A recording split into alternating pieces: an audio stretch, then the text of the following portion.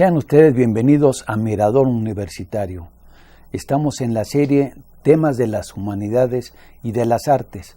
En este caso es una serie coordinada por la Coordinación de Universidad Abierta y Educación a Distancia con la coordinación del Consejo Académico del Área de las Humanidades y de las Artes.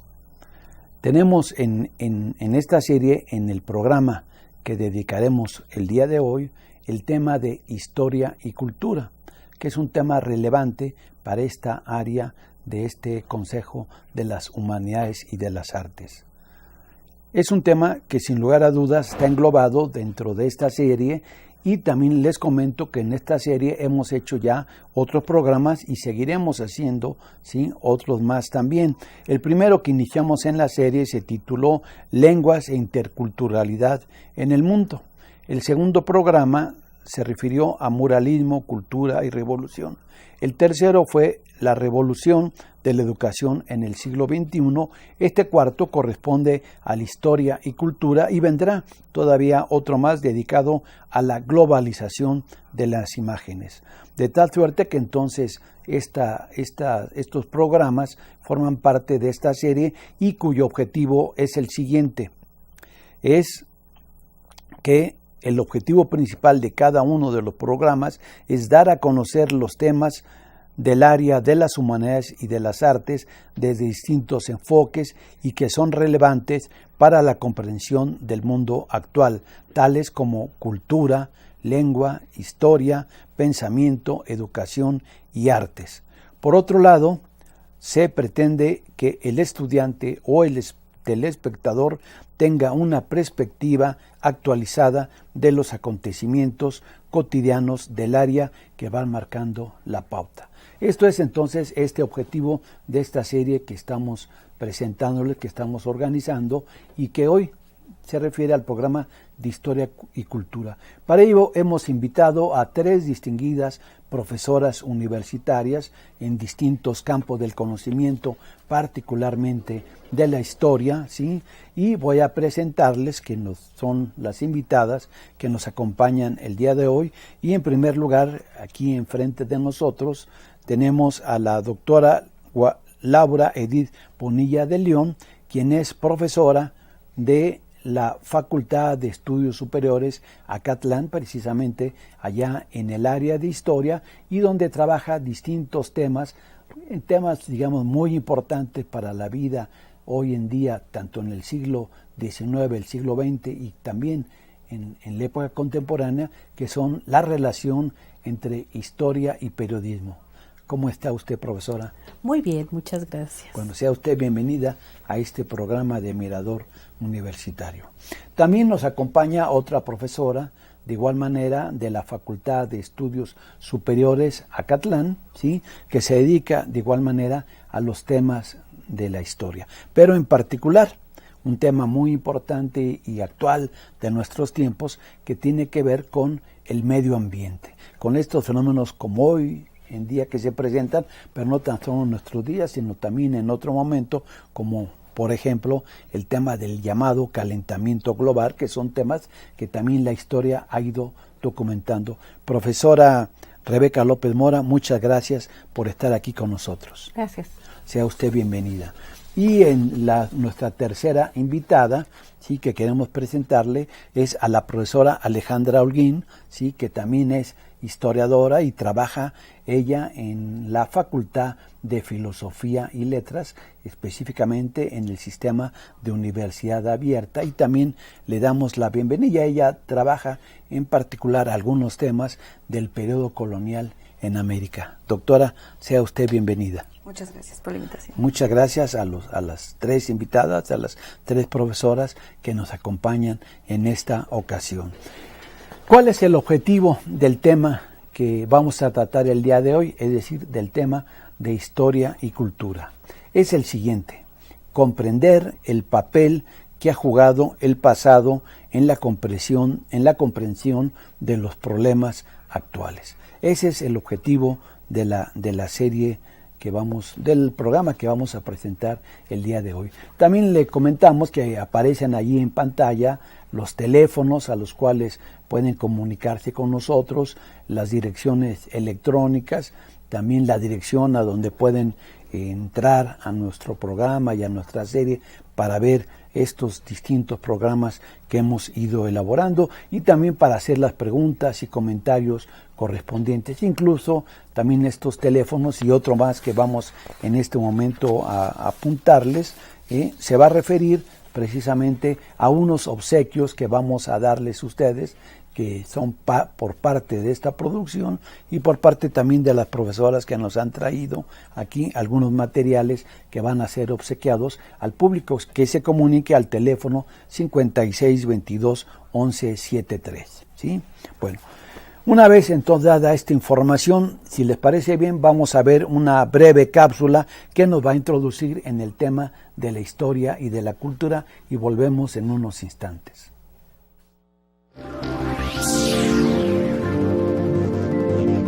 La historia y la cultura han tenido una amplia relación en los últimos 60 años. A principios del siglo XX todavía se consideraba la cultura solo en función de las bellas artes, pero a raíz de la influencia que tuvo la antropología social de los años 50 sobre la historia, se han abierto nuevos temas.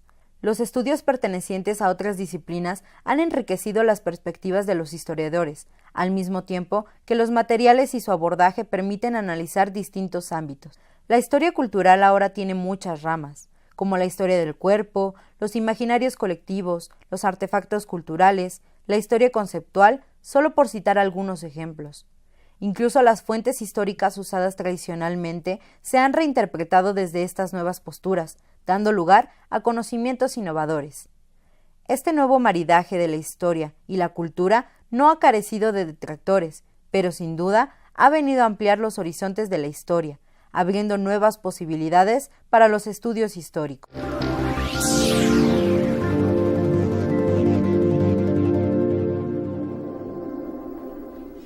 Nuevamente ya estamos aquí en Mirador Universitario, en la serie de temas de las humanidades y de las artes, y en este programa dedicado a la historia y la cultura. Para ello vamos entonces a iniciar precisamente con la profesora Laura Edith Bonilla León de la FES Acatlán, hablando precisamente de estos temas tan relevantes, por ejemplo de la historia y la cultura, pero específicamente sobre el periodismo, que ha sido una de las fuentes donde cotidianamente toda la gente hoy en día se acerca, se aproxima en un tiempo pasado o en un tiempo presente a ver qué pasa en el mundo, qué pasa en la realidad mexicana, en la realidad de América Latina, del continente, de Europa, de Asia, de África, del mundo entero. El periodismo ha sido un elemento fundamental para el estudio de la historia. ¿Qué nos puede decir usted al respecto, estimada profesora? Muy bien. Mire, la historia y el periodismo van de la mano. Es muy importante lo que se escribe en el periodismo día con día. O sea, el periodismo va escribiendo lo que pasa así todos los días va interpretando lo que pasa en un determinado momento. ¿Qué sucede con la historia? Que el periodismo nutre a la historia. Y la historia toma al periodismo como un objeto y como una fuente. El periodismo le da mucha información y, por supuesto, el periodismo hace su propia interpretación de los acontecimientos y los historiadores hacemos nuestra interpretación a partir de que tomamos el periodismo como una fuente que nos da todo tipo de información. Fundamentalmente, su trabajo, el trabajo del periodismo es el presente, el trabajo del historiador es el pasado.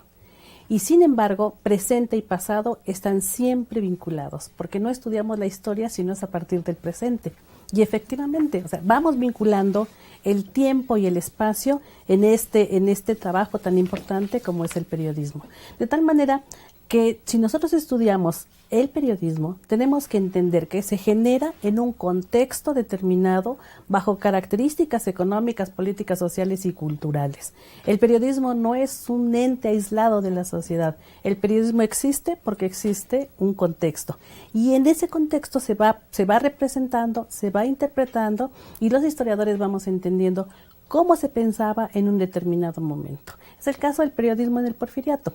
El periodismo en el Porfiriato tiene características muy particulares, pero es ahí donde se crea el periodismo moderno. ¿Por qué? porque en aras de manifestar el progreso y la estabilidad política, el periodismo va jugando junto con el proyecto político un papel fundamental, el papel de informar, ya no de cuestionar, como había sido la prensa durante todo el siglo XIX. Acá se convierte en un periodismo informativo que va jugando con todo este proyecto político, y es a partir de los géneros periodísticos que se empieza a desarrollar el periodismo moderno. Es decir, la nota informativa, la entrevista y el reportaje, que después será conocido como reportaje. Pero ese periodismo va a representar a su momento. ¿Cómo? Pues a través del pensamiento que existe en la época, del liberalismo, del positivismo y de elementos románticos. De tal suerte que entonces nosotros podemos leer en los periódicos noticias impregnadas del pensamiento de su época, y eso nos permite a nosotros también ir entendiendo por qué el medio de comunicación, como es el periódico, se vuelve en un elemento fundamental para entender los proyectos políticos. Por eso sería importante. Y no tan solo políticos, también culturales, económicos, sociales, la misma historia, por supuesto, distintos temas, ¿no? Aunque algunos cuestionan que son fuentes verídicas, muchas veces lo que se toma como una fuente el periodismo, ¿no? Porque también hay interpretaciones o puede haber informaciones sesgadas. El historiador es el que debe, en su momento dado, o el politólogo, debe analizar y cruzar fuentes de diversa índole, usando como el periodismo como una fuente recurrente. En la vida cotidiana de la mayoría de nuestras personas, las que adquieren un periódico, las que leen periódico, en nuestra realidad, por ejemplo, mexicana, hay mucha gente que no lee el periódico, ¿no? O sea, sí, el periodismo documenta el presente. Y al historiador, y los periodistas no hacen historia. A los historiadores nos toca interpretar cómo interpretaron a su vez su momento presente, pero sí documentan. Y a nosotros hay una riqueza invaluable en el periodismo, porque vamos viendo lo que está sucediendo, lo que se vive día con día, y eso nos permite ir entendiendo, por supuesto, no solo los momentos políticos, sino los culturales, hasta la misma historia. Hay historiadores que escriben. En el Porfiriato es una maravilla, nos encontramos a historiadores escribiendo periodismo, y eso es verdaderamente interesante. Claro, incluso también podemos pensar que pues algunas fuentes periodísticas no tan solo surgen en el siglo XIX, sino viene con el nacimiento de la imprenta. Por ejemplo, en el caso de, bueno, yo no sé si también en la época prehispánica habría que tocar algunas, porque hay algunas fuentes también de comunicación que ocurren en un momento dado. Usted, profesora, precisamente, profesora Holguín, que trabaja el periodo colonial, ¿qué nos puede hablar al respecto de estos temas? Sí, a veces nos sorprende mucho la forma en la que se comunican, ¿no? Porque hoy en día tenemos tantas formas de comunicación, ¿no? Están las redes sociales, está el internet, y de pronto nos sorprende mucho cómo es que la información va pasando de un lugar tan lejano, no sé, pensando de la Nueva España a España, ¿no? Y la información va llegando. Entonces sí hay estos pues no sé si llamarles periódicos, pero sí hay documentos que tienen el objetivo muy claro de hacer llegar información, ¿no? Por ejemplo, no sé, pienso que en un caso que leí hace poco en un archivo sobre el siglo XVIII, que hablaban sobre un descubrimiento que habían hecho en el norte de la Nueva España, donde habían descubierto unas bolas gigantes de plata, y lo más sorprendente era que eran unas bolas enormes, que la más pequeña pesaba 1 tonelada, ¿no? Entonces uno se pregunta, bueno, ¿habrá más allá de este archivo que estoy leyendo aquí, donde el virrey Branciforte está pidiendo información al archivista, habrá algo más allá?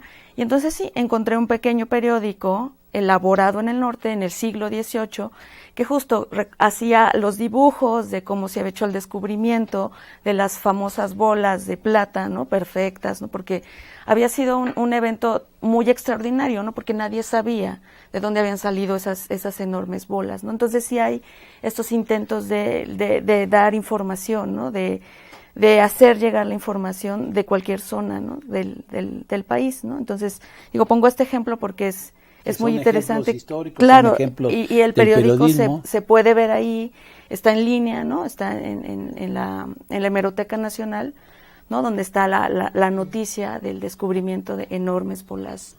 Sí, evidentemente plata, ¿no? que la Hemeroteca Nacional en varios países del mundo que tienen sus hemerotecas es una fuente recurrente, ¿no? E incluso se pueden estudiar distintos temas, como es el caso precisamente de la profesora Rebeca López, que trabaja temas de medio ambiente, ¿no? Sí. Y qué relación hay con, por ejemplo, con el periodismo, con la historia, entre medio ambiente y estas otras disciplinas y esferas de trabajo. Bueno, evidentemente hay mucha relación, porque justo en el periódico, como decía la doctora Laura Edith, ahí nos dan el sentir de cada día. Y muchas veces la gente no es consciente de que es el medio ambiente, pero sí lo deja plasmado. Y retomando lo que decían del periodismo de la Nueva España, están, por ejemplo, la Gaceta de México, que tuvo varias etapas, pero por ejemplo la etapa que está muy bien hecho e incluso está en línea y está publicado, la Gaceta que se publicó entre 1724 y 1741. Esa da el sentir de cada mes. Entonces ahí podemos darnos cuenta de lo que le interesa a la gente, que están dando noticias, por ejemplo, de la iglesia, de si se murió un obispo, etcétera, pero también ponen cosas que en el caso mío, que es la historia ambiental, me interesan, como por ejemplo, se dio una nueva fuente, vino un temblor y se cayeron algunas cosas, o vino una granizada extraordinaria y acabó con las cosechas, que finalmente van a redundar en lo que la situación de ese momento pues se da. Entonces, vaya, el periodismo no trataba de hacer una fuente histórica, pero de hecho lo es. Y ahí es cuando encontramos aquello que nosotros ahora consideramos importante. Que si en algún lugar había falta de agua, por ejemplo, yo he encontrado noticias de que la gente se pone muy feliz cuando empezó a llegar más agua de Chapultepec, por ejemplo, ¿no? Entonces, ahí se da uno cuenta las posibilidades que tenía la gente de vivir mejor a través del agua, que es lo que yo estoy estudiando últimamente. Y ahorita me viene a cuento de la revista que vamos a dar, por ejemplo, que tenemos una aquí, la revista Archipiélago, que trae un tema precisamente como este, que se convierte en una fuente sobre calentamiento global, que es un tema actual, pero que está ahí reflejado en las páginas nuestros días. Había otros temas, particularmente usted decía, profesora Bonilla de León, que trabajaba temas de la época de la dictadura porfirista, ¿sí? Había periódicos que han sido muy impactantes, sobre todo para un proceso revolucionario como el que vivió en México en aquellos años. Regeneración, el hijo del Aguizote, que era otro de los periódicos que eran opositores al régimen, como también había otros periódicos que eran muy proclives al régimen de la dictadura. Claro, sí, yo en la investigación que voy haciendo de los periódicos que afortunadamente tenemos en la Hemeroteca Nacional, que es una maravilla, es un acervo extraordinario y que lo tenemos ahora no solamente en presencial, sino en digitalizado, y que verdaderamente puede uno consultar muchas cosas desde la propia oficina. Bueno, me he encontrado cosas extraordinarias. Paradójicamente, este gobierno que dura más de 30 años va a tener, o va a propiciar el desarrollo de una prensa moderna. Yo lo decía en cuanto a la modernización, en cuanto a concebir a la prensa, al periodismo como una empresa. Y esto es interesantísimo, porque como una empresa educativa. Y lo que nos vamos a encontrar nosotros es que es el periodo que tiene una gran riqueza de producción periodística. Y eso es extraordinario. Pero también vamos a encontrar efectivamente los periódicos. Va a haber una diversidad temática extraordinaria, siempre y cuando no se cuestione lo político. Esa sería la característica particular. Entonces vamos a encontrar periódicos femeninos, vamos a encontrar periódicos para los maestros, periódicos para niños, periódicos sensacionalistas. El sensacionalismo florece durante el porfiriato, porque evidentemente que lo que se descubre muy tempranamente y gracias a la influencia del periodismo norteamericano, pues es que las notas de sensación, la muerte, la sangre, por supuesto los robos, por supuesto el periodismo de investigación. O sea, no está escribiendo los tiempos de ahora, no, sino está escribiendo los tiempos de la dictadura porfirista. se va a Que era privilegiar. muy semejante, dijéramos, en esos términos de una violencia social. Sí, por supuesto que se va a evidenciar, aunque son otras circunstancias, aunque la violencia es menor, evidentemente no, es otro momento, un siglo y pico de distancia que tenemos, pero sí, los periódicos van retratando absolutamente todo, ¿no? En los periódicos está escrito todo, hay que saber buscarlo y hay que saber trabajarlo e interpretarlo. En el Porfiriato hay muchos periódicos, y debo decir que son periódicos subsidiados, muchos. Y por supuesto tendremos los periódicos que se van a subsidiar de distintas maneras, y casi todos se subsidian, aún antes del Imparcial. Porque bueno, siempre pensamos que es el Imparcial el que se le financia y el que se le da mayor dinero. No. Si nosotros nos vamos para atrás, casi es a partir de 1879 que encontramos en el AGN, la documentación está ahí muy clara en Hacienda, donde vamos viendo cómo todos los periódicos se financian. ¿A partir de qué? Se subvencionan, ¿a partir de qué? Es a partir de darles dinero, por supuesto el gobierno, pero no se oculta. ¿Por qué? O sea, y está registrado en Hacienda, y se va registrando la partida que se le va dando a cada periódico. ¿Por qué? Porque se cree que es un proyecto educativo. El periódico educa y la revista también. Y no solo se financian los periódicos de la Ciudad de México, que es el eje fundamental. Se financian periódicos en Estados Unidos y en España. Entonces, el gobierno lo hace muy bien, pues tiene muy bien estructurada esta parte. O sea, estaba legitimado, dijéramos. Sí, porque es cultural. El asunto es educativo. Es esta influencia ilustrada, ¿no? De que tenemos que educar y tenemos que enseñar. ¿Y dónde lo vemos nosotros? En lo escrito. Porque evidentemente que es el periodismo, el periódico es por excelencia la fuente de escritura, porque todavía no tenemos los medios electrónicos del siglo XX. Entonces, todo tiene que estar por escrito. Y eso es lo importante, porque entonces nosotros podemos ver qué es lo que querían. Ahora, se financia de otra manera. Se compran periódicos, se le compra al periódico, a tal periodista se le compran 10 ejemplares mensualmente. A otros solamente les doy para imprimir para este número, o esta revista para este número, y ya está ahí.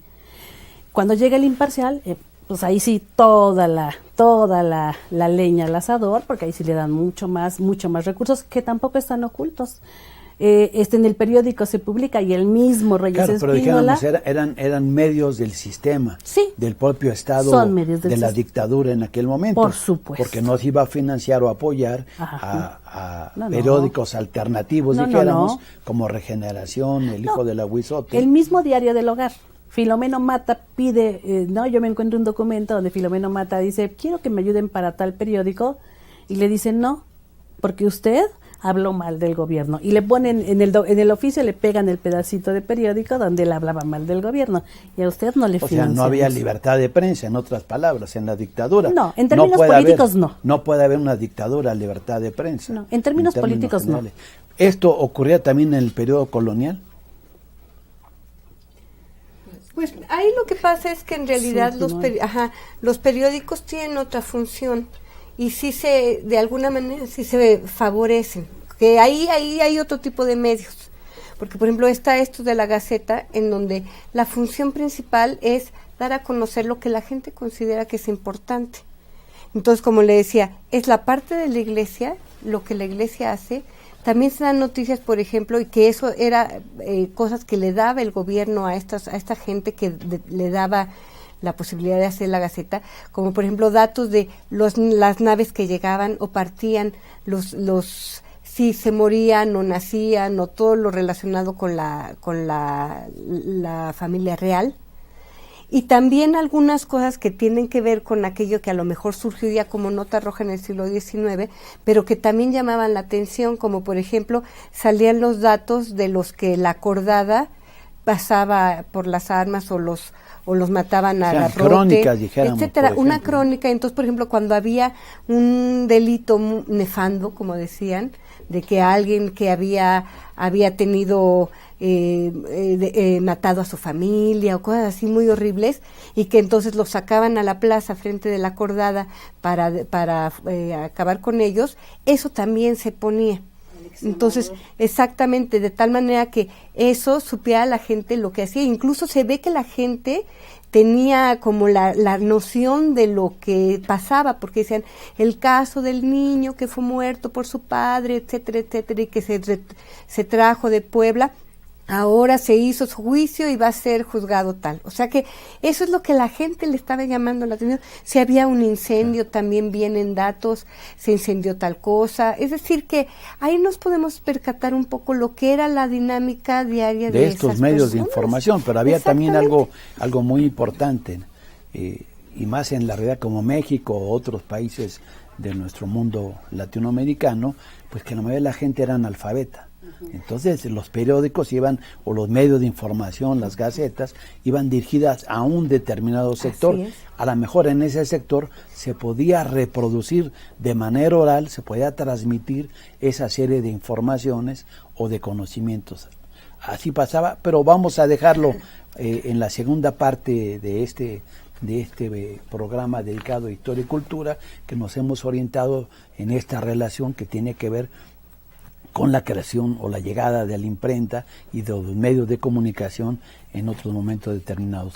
Vamos a hacer una breve pausa y su amigo Adalberto Santana les invita para que veamos la segunda parte. Volvemos en unos instantes.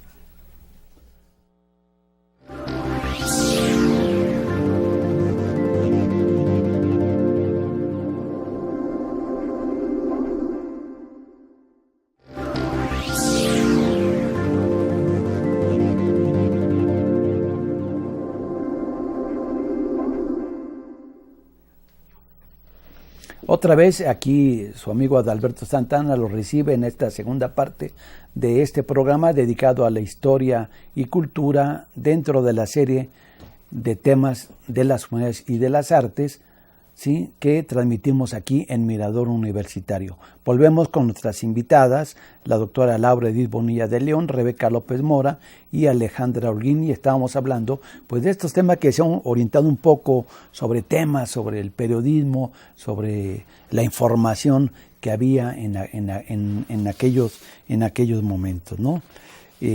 Vamos a brevemente a ver una breve cápsula, un poquito también para que nos orienten sobre estos temas de historia y cultura, y volvemos en unos instantes.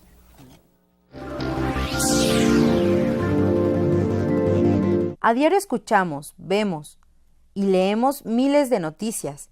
Información variada y diversa nos rodea constantemente, y las fuentes que la originan se desvanecen con la velocidad con la que se mueve la información. Parte de esa información se vuelve viral, y por algo parecido a la inercia, todos tienen y exhiben su opinión. ¿Cuál es la importancia de la historia, del método histórico y de los historiadores en un mundo que parece vivir en el presentismo?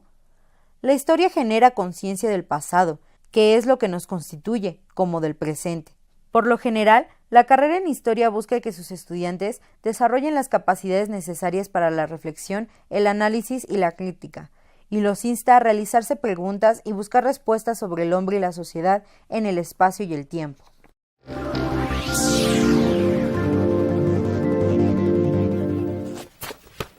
Bien, estamos otra vez ya de nueva cuenta después de haber visto esta breve cápsula sobre nuestro tema de hoy en día, y también queremos aprovechar para comunicarles, como siempre hacemos tradicionalmente aquí en esta serie de las humanidades y de las artes, hacerles unos obsequios que tenemos para ustedes, que nos llamen precisamente al teléfono 56 22 11 73 para hacerles llegar. Entre ellos tenemos un libro que aquí tengo en mis manos, que tiene que ver en buena parte de estos temas que estamos hablando, de historia y de información también, que su autor es Rodrigo de Vivero Averruza, y lleva por título Relación y avisos del Reino de Japón y la Nueva España, o sea, esas comunicaciones, que trae una edición y un estudio introductorio de Eva Alejandra Oshmani Well, una distinguida profesora, y también este libro destacado de la Facultad de Filosofía y Letras, donde se estudia la carrera de historia o la de estudios latinoamericanos que tienen que ver con buena parte de estos temas, pero también evidentemente en la FES Acatlán, donde también se imparten estos cursos de historia. Tenemos este libro, y también una de las revistas más prestigiadas en América Latina y el mundo, que es la revista Archipiélago, que les presentamos a ustedes y que va a haber varios ejemplares para que puedan tenerlos llamando a los números que les hemos dado referencia. También quiero comunicarles que tenemos ya algunas preguntas que nos han llegado en esta edición de nuestro programa. Una de ellas viene de Rosa López, que hace la siguiente pregunta: redes sociales como fuentes de investigación histórica. ¿Qué les parece esto? Bueno, las redes sociales es una metodología que surge en la sociología, pero que se ha utilizado últimamente para la historia. De hecho, hay varios libros que ya han aparecido en torno a esto, en donde no se trata de las redes actuales que son, digamos, a través del medio electrónico, pero que tienen la misma base. Es decir, hay una persona que tiene una serie de grupos o personas que están comunicadas alrededor de uno, que se llama normalmente ego, y que se va a medir la fuerza o la importancia social que tiene esa persona a través de las relaciones que se arman en una red de redes sociales, una red social. En el caso, por ejemplo, de la historia, se ha hecho en relación a comerciantes, por ejemplo, coloniales, en estudios tanto novohispanos como en Argentina, en donde a través de cartas o a través de sus relaciones comerciales se mide la importancia que tiene una persona. Y si, por ejemplo, una persona se hace la red, esta persona que es ego, tiene relaciones de agentes comerciales y estos a su vez tienen más relaciones, entonces se observa cómo todo este grupo va a funcionar como a lo mejor la fuerza económica de una importación o de un lugar, etcétera. Eso puede hacerse respecto a redes comerciales, pero también se hace con política. Cuando un grupo, que ahora ya los tenemos como experiencia, ¿no? Los grupos políticos se manejan juntos. Entonces, ¿qué relaciones tienen estas personas? Y se ve a través de cartas, de que están dentro de una misma camarilla de gente, y entonces se ven clientelismos, favoritismos, compadrazgos, etcétera. Es lo mismo. Ahora, por ejemplo, dicen que una persona que tiene fuerza social es aquella que tiene más gente en su red social, ya sea Twitter o ya sea el WhatsApp, etcétera, ¿no? Es lo mismo, nada más que en ese entonces se mide, la historia se mide a través de documentos y sí favorece hacer estas historias de grupos de poder.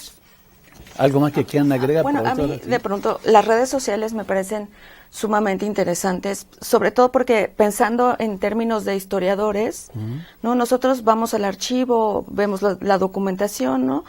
Pero en unos 100 años, yo siempre les pregunto a los estudiantes, ¿cómo tendremos acceso a este tipo de información, ¿no? ¿Cómo se va a conservar toda esta información que navega en las redes sociales?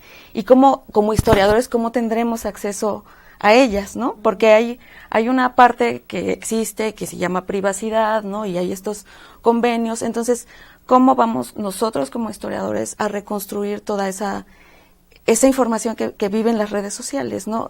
Ahí es donde veo que como fuente puede llegar a ser un poco complejo en un futuro, ¿no? Tratar de hacer historia a partir de las redes sociales, que se puede, por supuesto que se puede, ¿no? Pero tratando de pensar en un futuro cómo se podría manejar la información para un historiador, me parece que tendrá sus problemas, ¿no? Como red, porque de pronto hay información que es tan efímera, o sea, si un día te decides, ay, yo ya no quiero eso, lo borras, y entonces en cuestión de segundos ese testimonio desaparece. Voy a poner un ejemplo que me ha tocado en lo particular.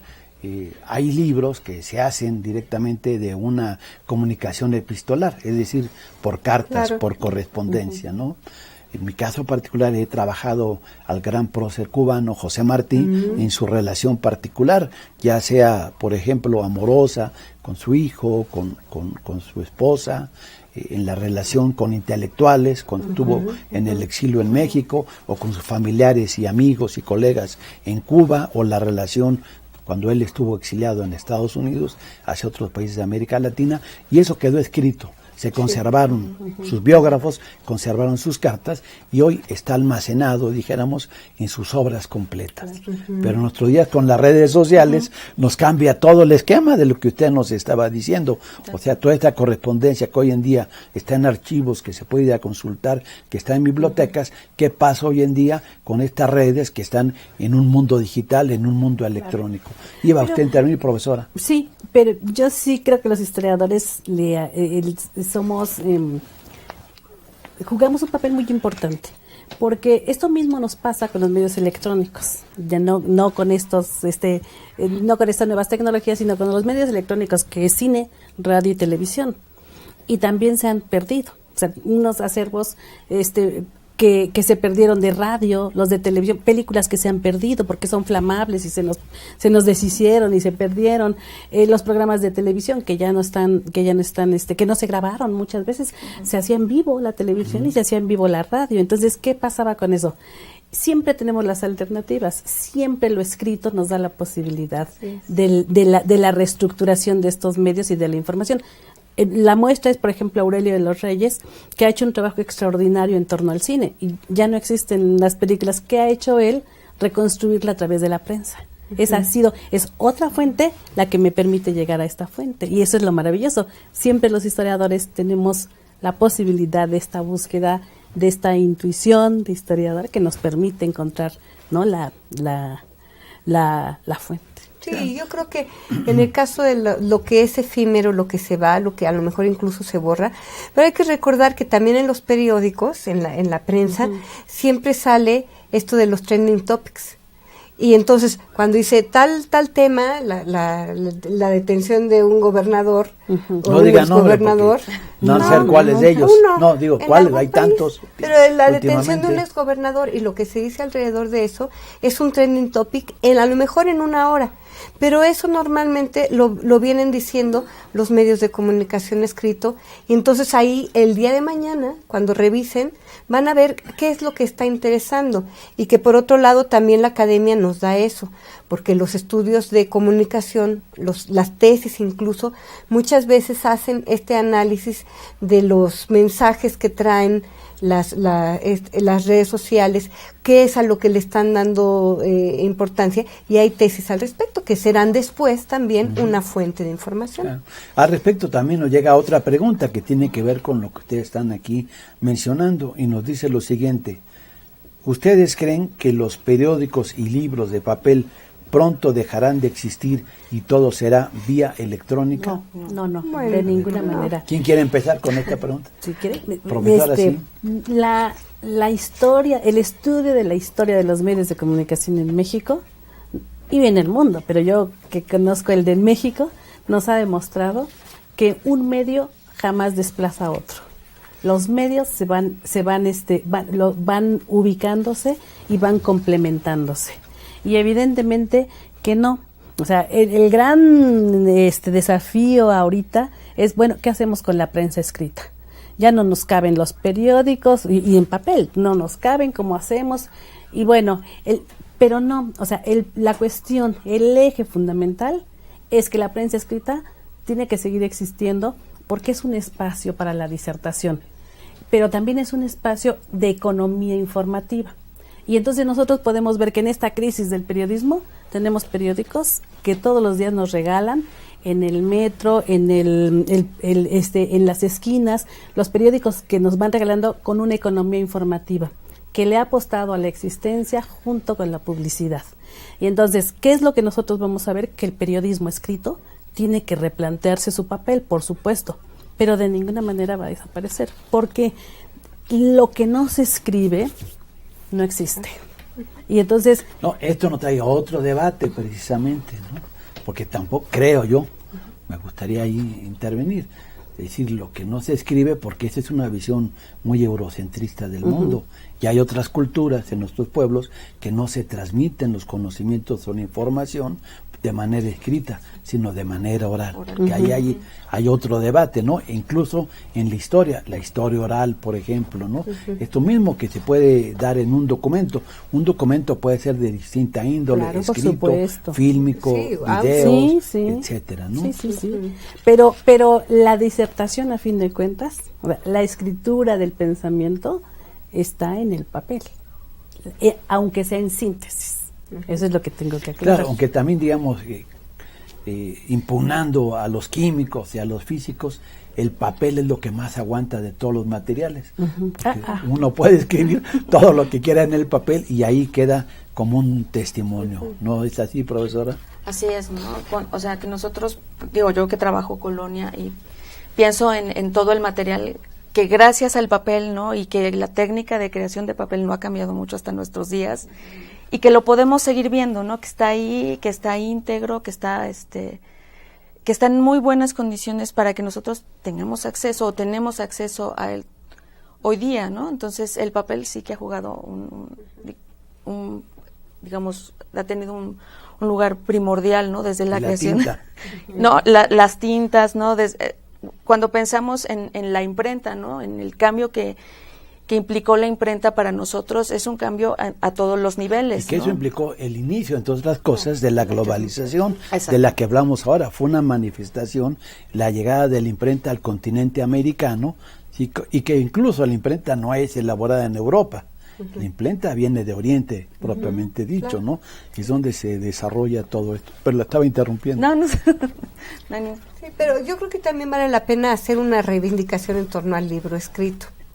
Porque si bien ahora es una ventaja, es una herramienta los medios electrónicos, y que, por ejemplo, las revistas, todos los libros que se suben y que se ponen en un medio para que llegue a todos lados, ha permitido precisamente el intercambio de ideas mucho más rápido, como nunca se había hecho.